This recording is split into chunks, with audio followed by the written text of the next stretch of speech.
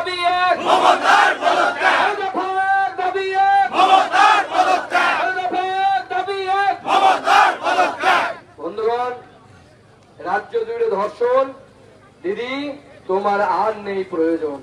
তুমি অনেক দিন হয়েছে, অনেক পরিশ্রম করেছো, অনেক লুট করেছো। আজকে তাই বাংলার মানুষ জেগে উঠেছে। আজকে আমরা হুডকো মোড় থেকে আমাদের বিভিন্ন নেতা, মাননীয় দিলীপ দা এখানে উপস্থিত আছেন।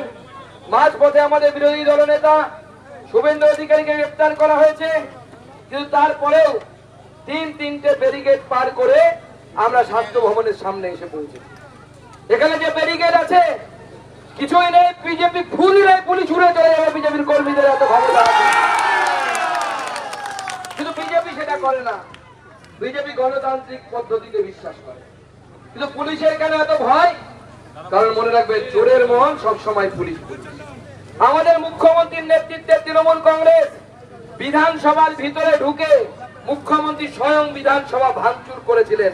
তাই মুখ্যমন্ত্রী সবসময় ভয়ে ভোগেন, বিরোধী হলেই বুঝি ভাঙচুর করবে, আগুন জ্বালাবে। না মুখ্যমন্ত্রী, আমরা বিজেপি, আমরা দেশভক্ত, আমরা নরেন্দ্র মোদীর ভক্ত, আমরা ভাঙচুর করি না, আপনার মতো অন্যায় অবিচার করি না। আপনাদের মত অনুসারে আমরা বলছি না। ৭,০০০ লোক ব্যারিকেড ভেঙে ঢুকে গেল আরজি করের ভেতরে, কে ভ্যান্ডালাইজ করলো, ভেঙে দিল, ছুড়ে দিল? কারা ভাঙলো? তৃণমূল কংগ্রেসের কর্মীরা ঢুকেছে। আমাদের কাছে পরিষ্কার খবর আছে। এই যে স্বাস্থ্য ভবন, এই স্বাস্থ্য ভবন দুর্নীতির প্রতীক। এই স্বাস্থ্য ভবন কে চালায়? পশ্চিমবঙ্গের মানুষ হয়তো জানে না। তারা ভাবেন আমাদের মুখ্যমন্ত্রী সাদা শাড়ি পরা, নীল শাড়ি পরা, হাওয়াই চটি পরে একজন মহিলা, তিনি এই স্বাস্থ্য ভবন চালান। তার নিচে আছেন চন্দ্রিমা ভট্টাচার্য, তিনি এমওএস, তিনি চালান। সবাই আপনারা ভুল জানেন, সত্যি কথা কেউ জানেন না। এই স্বাস্থ্য ভবন যদি কেউ চালায়, তিনি ডক্টর এসপিডি চালান। তার দ্বারা এটা চালিত হয়, নেক্সাস দ্বারা চালিত হয়, যিনি মুখ্যমন্ত্রীর একদম কাছের বন্ধু। আমরা এর বেশি আর বাইরে বলি না, কারণ তিনিও একজন মহিলা। আমরা কোনো মহিলার সম্মান নিয়ে টানাটানি করতে চাই। আমি গতকালও বলেছি, আপনারাও খুঁজুন কে ডক্টর শ্যামা বাবা। এই শ্যামা বাবার কারবার কোথা থেকে চলে? কেন তার মেয়ের জন্য পিজিতে একমাত্র তার মেয়ের জন্য ক্যাবিনেট মিনিস্টারদের বৈঠক করে, ক্যাবিনেটের বৈঠক করে পোস্ট তৈরি করতে হয়? মুখ্যমন্ত্রীর সাথে তার সম্পর্ক কি? মুখ্যমন্ত্রী তাকে কেন এত তোয়াজ করেন? কারণ এখন একের পর এক যে অভিযোগ উঠে আসছে, দেহ বিক্রি, দেহ ব্যবসা, পর্নোগ্রাফি, ড্রাগ র্যাকেট, প্রশ্ন ফাঁস। আমি জানি না আমার আপনার ঘরের সেই নিরীহ মেয়েটা কি জেনে ফেলেছিল, যার জন্য তাকে আজকে জীবন দিতে হলো। আজকে এই পুলিশকে আমরা প্রশ্ন করতে চাই, আপনাদের সিপি যিনি মাথার উপরে বসে আছেন, তার কি 1% লজ্জা নেই? 1% লজ্জা নেই সেই সিপির? তিনি ঘুরে এসে বলেছিলেন there is no sign of external injury, কোনো বাইরে আঘাত দেখতে পাচ্ছি না। সিপি সাহেব, পোস্টমর্টম রিপোর্টটা পড়ুন। পোস্টমর্টম রিপোর্টে বলছে 15টা এক্সটার্নাল ইনজুরি মেয়েটির গায়ে আছে। আর আপনি যদি সেই এক্সটার্নাল ইনজুরি দেখতে না পান, আপনি অপদার্থ সিপি, আপনি পদত্যাগ করুন। আপনার পদত্যাগ করা উচিত।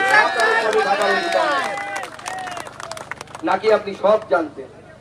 শুধুমাত্র মানুষকে বোকা বানানো, আত্মহত্যা আত্মহত্যা বলে প্রচার করা। কেন এতক্ষণ দেরি হলো এফআইআর করতে?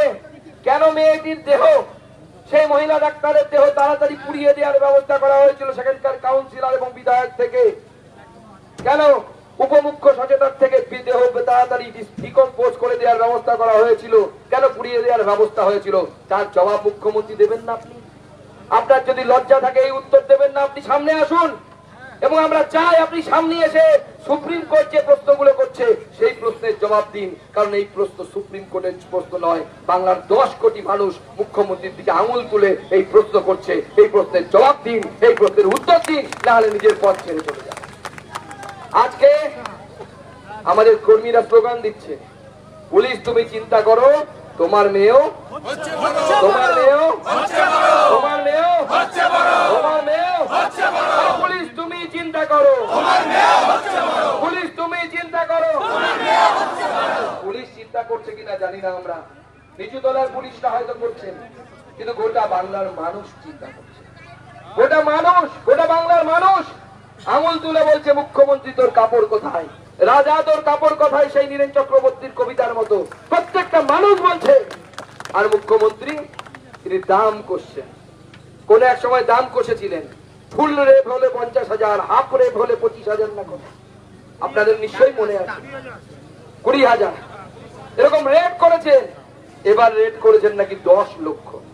মাননীয় মুখ্যমন্ত্রী, আমরা চাঁদা তুলে 1 কোটি টাকা দেব, আপনি পদত্যাগ করুন আর আমাদের সেই বোনকে ফিরিয়ে দিন, আমাদের সেই বোনকে ফিরিয়ে দিন।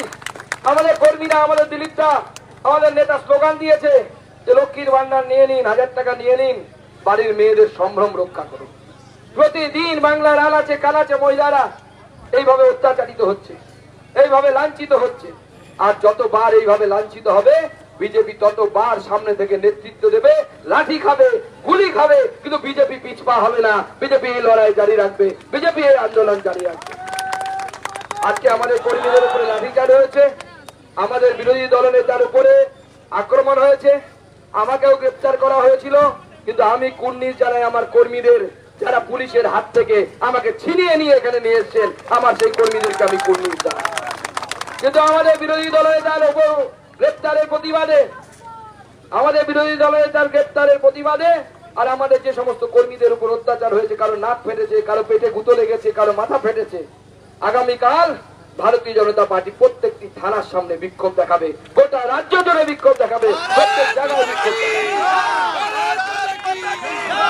যেমন দিলীপদা বললেন, এই আন্দোলন জনতার আন্দোলন, আর বিরোধী দল হিসেবে আমাদের কর্তব্য, আমরা সেই কর্তব্য পালন করছি। আমরা প্রায় 7 কিলোমিটার হাঁটতে হাঁটতে এখানে এসেছি, কম তো বেশি, বেশি তো কম নয়, আপনারা সবাই হেঁটেছেন। কিন্তু আমরা ভ্যান্ডালিজম করব না, আমরা মুখ্যমন্ত্রীর মতো বিধানসভা ভাঙবো না, আমরা স্বাস্থ্য ভবন ভাঙবো না, আমরা স্বাস্থ্য ভবনে চলা নেক্সাসকে ভাঙবো, যে বাজে কাজ চলছে তাকে ভাঙবো, সেই ডাক্তারদেরকে এখান থেকে সরাবো। তাই আমি এই মঞ্চ থেকে আমার কর্মীদেরকে অনুরোধ করছি, আপনারা বহু পরিশ্রম করেছেন, আমরা এই আন্দোলনের সমাপ্তি, আজকের এই আন্দোলনের সমাপ্তি এখানে করছি, কিন্তু বিজেপির আন্দোলন থামবে না। প্রয়োজনে আমাদের ধর্ণা, যে ধর্ণা, সেই ধর্ণা তো চলছে, সেই ধর্ণা চলবে এখনো। এখান থেকে গিয়ে আমরা ধর্ণা মঞ্চে যাব, আগামী দিনেও আন্দোলন চলবে। কালকে জেলায় জেলায় পুলিশের সামনে বিক্ষোভ হবে এবং প্রয়োজনে আগামী দিনে বিজেপি আরো বৃহত্তর আন্দোলনের ডাক দিবে, সেই জন্য কোমর বেঁধে আমরা তৈরি হব। কি আমরা তৈরি তো? প্রয়োজনে আমরা নবন্যার দিকে যাব তো, আন্দোলন করব তো। ভারত মাতা কি, ভারত মাতা কি, ভারত মাতা কি। সবাইকে ধন্যবাদ। সবাই শান্তিপূর্ণভাবে নিজের নিজের বাড়িতে ফিরে যাবেন, ধর্ণা মঞ্চেও যাবেন, ধর্ণা মঞ্চ হয়ে তারপরে বাড়িতে ফিরবেন। সবাইকে আন্দোলনে সামিল হওয়ার জন্য ধন্যবাদ। ভারত মাতা কি জয়, বন্দে মাতরম।